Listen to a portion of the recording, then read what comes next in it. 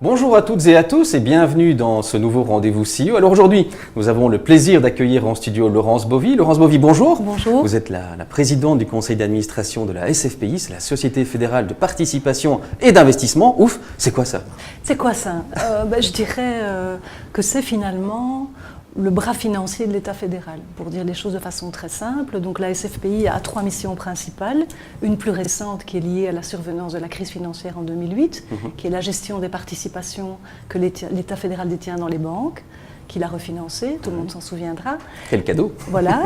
La deuxième mission, c'est de gérer les participations de l'État dans des entreprises publiques, comme Bipost par exemple, ou l'aéroport national de Bruxelles, Zaventem. Et puis, nous avons aussi une politique d'investissement sur fonds propres, un peu comme le font les sociétés régionales d'investissement, PMV, la SRIW. Effectivement, on en parlera tout à l'heure. Cette troisième mission est importante aussi. Voilà. La deuxième mission, c'est de veiller à la liquidation quelque part des participations de l'État dans les entreprises publiques. En tout cas, c'est mis tel quel dans l'émission de la SFPI sur votre site internet. La liquidation, c'est le terme qui est c'est possible, mis, et alors effectivement. on le fera corriger, parce que ce n'est pas la mission légale est de veiller à la bonne gestion de ces participations et pas spécialement de les liquider. Quels sont finalement les critères de sélection pour la SFPI? Comment vous déterminez? Vous avez des stratégistes, des économistes, vous demandez des rapports. Comment ça se fait? Vous dire, bon, voilà, là, il faut être dedans, il faut investir là-dedans. D'abord, on a un cadre qui est, comme je vous le disais, nous avons décidé début 2014 de redéfinir les secteurs dans lesquels nous souhaitions investir. En tenant compte de certaines évolutions, la 6e réforme de l'État et donc le fait par exemple que le secteur du vieillissement a été transféré aux régions, donc c'est quelque chose qui n'est plus pour nous un secteur d'investissement prioritaire.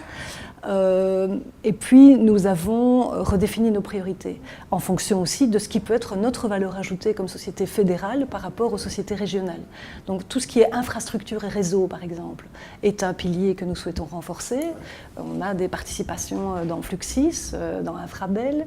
Euronext, d'une certaine manière, c'est aussi un réseau, même si c'est un réseau virtuel, celui-là, mais c'est un réseau. Donc ça, c'est un premier pilier. Je vous interromps 2 secondes. Oui. Euronext, c'est vrai que c'est étonnant. J'ai vu 60 millions d'euros qui ont été injectés dans Euronext. C'est une de nos plus grosses participations, oui. Vous ne devez pas avoir apprécié la mesure de taxation des plus-values et les propos de M. Van Dessel qui dit on est en train de tuer le marché, ils sont en train de tuer votre investissement. Écoutez, je crois que M. Van Dessel s'est abondamment exprimé sur le sujet et donc le gouvernement a entendu les messages que Euronext souhaitait lui faire parvenir. Et pour le surplus, je ne vais pas me prononcer, mais c'est vrai que Euronext est pour nous une participation extrêmement rentable, dès le début, ce qui n'est pas fréquent, puisqu'en général, on est plutôt parti sur des aventures long terme avec les sociétés dans lesquelles on investit, avec souvent, au démarrage, et c'est ça l'effet de levier que nous essayons de jouer, des moments un peu difficiles, c'est normal, c'est notre rôle de holding public. On n'est pas dans la recherche d'une rentabilité élevée à court terme. Il y a des fonds de private equity pour ça.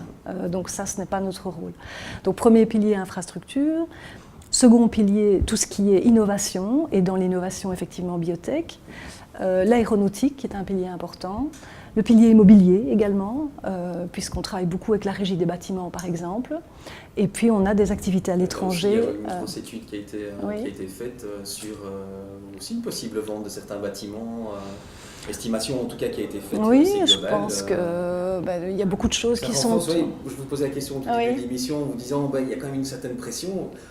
Qu'on prenne l'affaire de tous les côtés, il y a effectivement des propos, des finances, il y a l'accord gouvernemental. Donc c'est vrai qu'il y a il y a des rapports qui existent. Donc si j'ai une certitude, c'est que probablement l'environnement de demain ne sera plus ce qu'il est aujourd'hui.